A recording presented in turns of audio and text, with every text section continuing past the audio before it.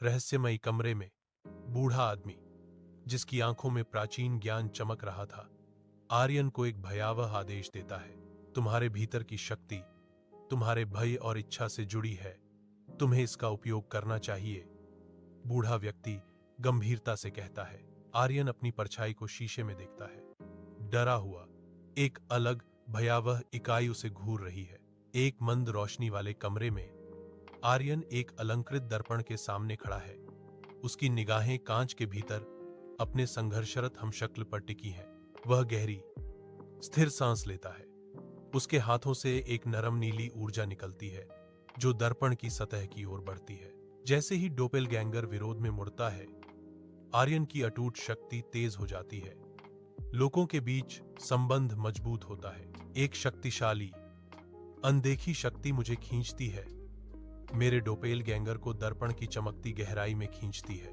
दोनों आकृतियां एक चकाचौंध कर देने वाली झुलसाने वाली रोशनी में विलीन हो जाती हैं, जिससे मैं क्षण भर के लिए भ्रमित हो जाता हूं। मैं ठोकर खाता हूं, फिर सीधा होता हूं। मेरी आंखें अब डर और नई शक्ति के एक शक्तिशाली मिश्रण से चमक रही हैं। आर्यन अपनी खिड़की के पास बैठता है, सूरज की पहली सुनहरी किरणों में नहाया हुआ। उसकी आंखों में एक नई चमक है। वह एक पुरानी तस्वीर को निहारता है, अपने अतीत के शर्मीले स्वयं की एक झलक, इससे पहले कि वह उसे धीरे से दूर रख दे। आर्यन एक गहरी, शुद्ध करने वाली सांस लेता है। एक भारी, अनदेखे बोझ का एक दृश्य त्याग। तेज धूप में आर्यन घुमावदार पहाड़ी रास्ते पर चलता है। हवा उसके बालों को धीरे से सहलाती है। उसके कदम दृढ़ हैं। वह नीचे घाटी में देखता है, एक ऐसी जगह जिससे कभी डर लगता था, अब एक शांत मुस्कान के साथ मिलती है। उनका हर उद्देश्यपूर्ण कदम उनकी अटूट दृढ़ता का प्रमाण है, क्योंकि वह अपनी नई यात्रा पर निकल पड़े हैं।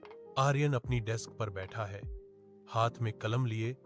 उसकी कभी झिझकने वाली लिखावट अब उसकी डायरी में स्पष्ट और मजबूत है।